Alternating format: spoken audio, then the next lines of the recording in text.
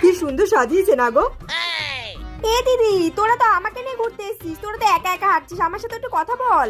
তা তুই আয় না পিছন পিছন, তুই কি বাচ্চা মেয়ে নাকি? আয় পিছন পিছন আয়। এতই যখন হাত ধরাধরি করে ঘোরার শখ, তাহলে আমাকে ঘুরতে আনলো কেন? ওরা তো একাই আসতে পারতো, যত ঢং এদের।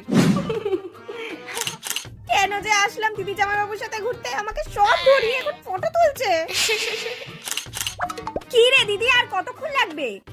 আরে দাঁড়া না, যাবো তো, আগে তো জামাইবাবুর সাথে কটা ফটো তো তুলে নি। ওর ছাতা কোথায়? আমি ভাবলাম কটা ফটো তুলবো, এদের তো ফটো তোলা শেষই হচ্ছে না। কি রে দিদি, তুই আমাকে রেখে একা একা আইসক্রিম খাচ্ছিস জামাইবাবুর সাথে?